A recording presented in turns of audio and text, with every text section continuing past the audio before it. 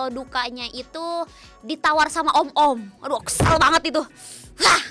Ya ada apa? Open BO yang itunya lah, open BO. Kayak sebenarnya kan di sosmed kayak wah Dinar kan musuhan sama Nikita kayak gitu-gitu.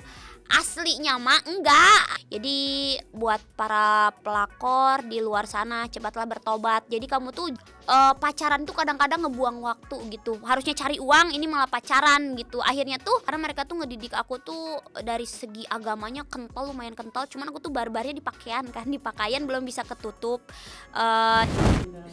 Hai.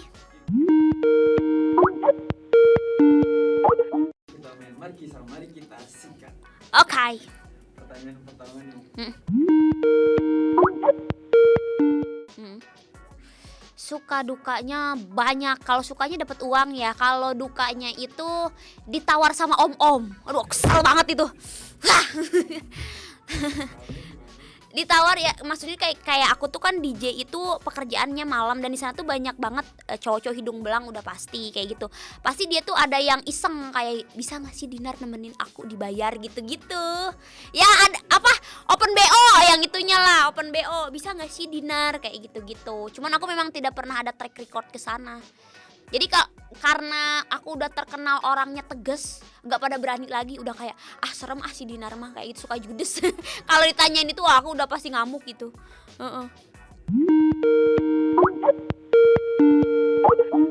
Nah, ya aku kemarin memberi dukungan kepada Nikita Mirzani karena kayak sebenarnya kan di sosmed kayak wah Dinar kan musuhan sama Nikita kayak gitu-gitu.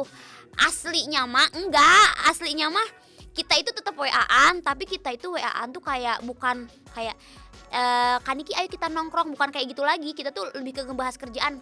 Kaniki ada ini, oke aku deal misalkan kayak gitu-gitu. Jadi masalah kerjaan kita bahas tuh karena kan kita cewek-cewek udah dewasa ya. Udah bukan waktunya ayo kita nongkrong apalah itulah bullshit lah kayak gitu. Sebenarnya kita tuh di belakang ya kayak suka ada kerjaan gitu. Nah, makanya pas aku lihat Kaniki maksudnya kena masalah dari sidang pertama juga aku tuh mau datang, cuman mau nggak karena aku tuh lagi ada di luar kota lagi tour, jadi akhirnya tuh sidang kedua baru datang kayak gitu. Nah itu tour aku itu sebenarnya kebanyakan lagi sama Nikmir. Jadi misalkan kayak gini nih, klub ini tuh minggu ini ngundang aku, minggu depannya tuh ngundang Nikmir kayak gitu-gitu. Dan dia itu kemarin tuh lagi tour kayak beberapa kota, terus yang terakhir tuh di Batam tiba-tiba masuk. Wah itu aku kaget. Kayak sayang banget di kita gitu, maksud itu masuk karena dia tuh lagi banyak tour, lagi kayak dia kan live PA dan live PA itu harganya mehong guys. Jadi kalau dia masuk menurut aku sih ruginya miliaran sih dia, sayang banget makanya. Baik, aku tuh sama Nikita baik-baik aja sebenarnya gitu, cuman kan memang dia tuh nggak ada yang suka, ngerti nggak sih, sweet ke teman cewek nggak ada. Kecuali sama Bu Fitri ya, karena dia lagi sama-sama pengusaha gitu dan satu level gitu penghasilannya. Kalau sama aku kan ya aduh si cabe-cabean si Dinar, udahlah seperlunya aja gitu ya. Gitu.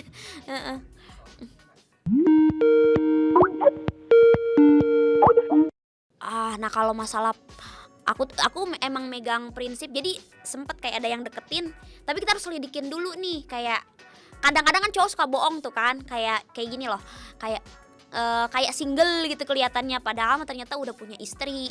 Pernah aku dideketin kayak gitu, cuman aku kayak selidikin dulu kayak teman kantor, misalkan kalau orang kantoran kan kayak teman kantornya kita cek semuanya. Nah kalau punya istri segeralah menjauh kayak gitu, karena menurut aku tuh karma itu cepet sekarang tuh. Kayak misalkan kamu jadi pelakor pasti ada karmanya cepet banget kayak gitu. Jadi aku pribadi nggak mau sih, nggak tertarik sama suami orang kayak gitu. Jadi buat para pelakor di luar sana cepatlah bertobat. Jadi kamu tuh jangan ngerebut kebahagiaan wanita lain, karena menurut aku tuh sesama cewek tuh harus saling support. Apalagi kalau ada cewek tersakiti, cewek KDRT, aku tuh paling suka speak up gitu di sosmed aku. Kayak pengen ngelindungin mereka, kayak support, kayak saling support sesama cewek. Kalau kamu jadi pelakor itu sama aja kamu itu menyakiti antar wanita gitu loh. Jadi aku nggak setuju banget sama pelakor apalah pelebut laki orang gitu, nggak setuju. Asik. Update hubungan asmara. Aku sih kalau masalah asmara keep dulu karena sekarang ini aku lagi fokus ke keluarga aku mau bahagiain orang tua aku dulu. Karena kan orang tua aku tuh udah tua juga, udah 60-an kan, udah 60 tahunan. Jadi aku tuh apa yang aku mampu, apa yang aku bisa, aku jungkir balik buat kerja keras buat bahagiain keluarga aku dulu gitu. Jadi kalau masalah asmara atau ya gimana nanti aja lah gitu. Kalau memang jodohnya kita nikah, kalau memang enggak ya udah gitu. Jadi enggak mau terlalu ribet di hubungan karena menurut aku pacaran tuh kadang-kadang ngebuang waktu gitu. Harusnya cari uang, ini malah pacaran gitu. Akhirnya tuh nggak punya uang buat bahagiain keluarga gitu sih aku. Iya.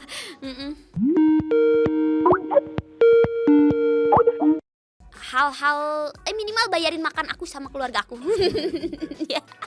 Ya bukan karena pride cowok tuh kan ngelindungi cewek kan, pride cowok itu. Jadi kalau misalkan datang cowoknya itu mau kondo atau gimana, jadinya tuh kayak kamu maksud tuh kayak bayarin makan aja misalkan nggak bisa atau gimana gitu. Jadinya aku kayak bentar deh, aku nilai dulu ya. Tapi kalau misalkan orangnya nggak hitungan sama aku, sama keluarga aku, otomatis aku juga nggak akan perhitungan sama sekali. Kamu ngasih 1, aku ngasih 2, ibarat gitu. Kalau kamu ngasih 10, aku bakal ngasih 20, mungkin 100 gitu.